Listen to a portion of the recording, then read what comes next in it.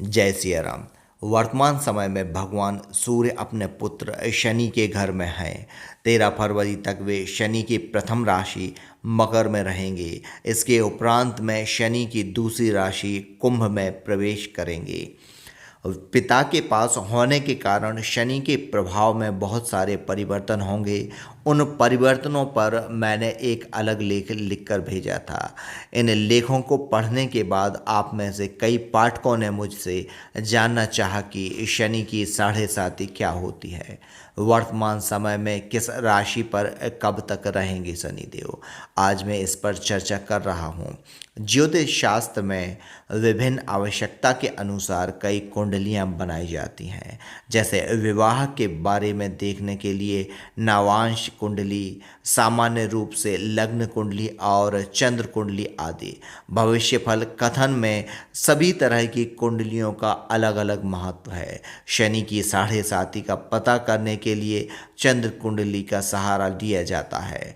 जातक की कुंडली में चंद्रमा जिस राशि में होता है, उस राशि में एक राशि पहले और एक राशि बाद तक शनि का गोचर होता है। उस समयावधि में जातक पर साढ़े साती का प्रभाव होता है। उदाहरण के रूप में अगर किसी व्यक्ति की मकर राशि है तो चंद्रमा जब धनु राशि में प्रवेश करेगा तब उसे व्यक्ति के ऊपर साढ़े साती का प्रभाव प्रारंभ हो जाएगा।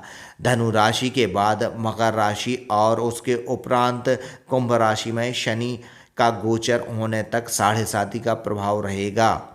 जब तक शनि कुंभ राशि में मीन राशि में प्रवेश करेगा तब जातक व्यक्ति को साढ़े साती से मुक्ति मिलेगी। शनि एक राशि में 2.5 वर्ष गोचर करता है। इस प्रकार 3 राशियों की कुल अवधि 7.5 साल की होती है। अतः इसे शनि की साढ़े साती कहा जाता है।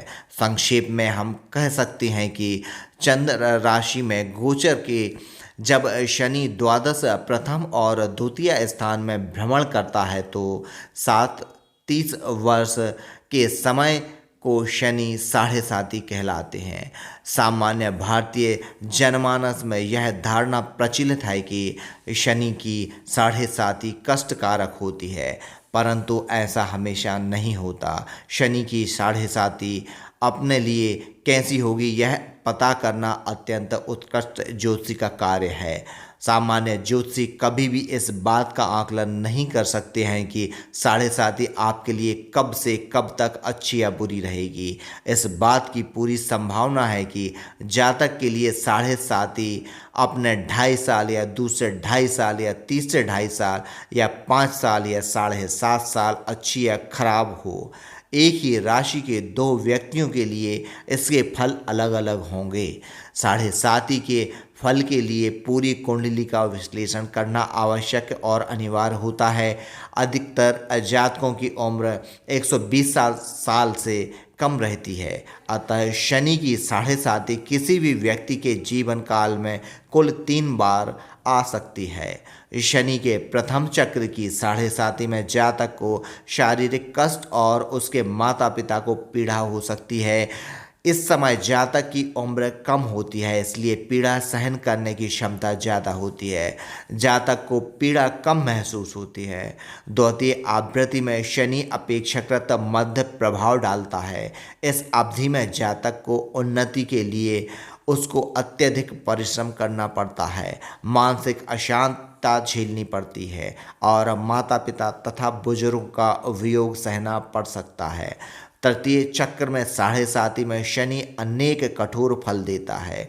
अगर मार्केश की दशा चल रही हो तो जातक की मृत्यु निश्चित है। साढ़े साती की प्रथम ढैया में शनि चंद्रमा में 12 के भाव में भ्रमण करता है, तथा उसकी दूसरी, छठे और 9वें भावों पर पूर्ण दृष्टि होती है।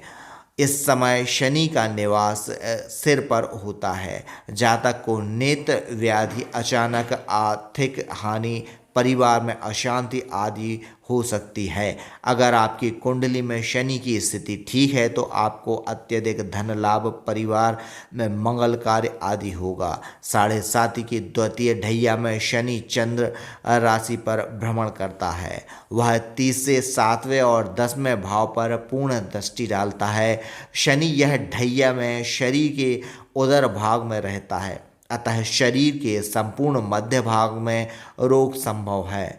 बुद्धि का काम करना रुक जाता है, गलत निर्णय होते हैं, व्यापार में साझेदार से विवाद होता है, पत्नी को शारीरिक कष्ट होता है, आर्थिक चिंताएं बनी रहती हैं।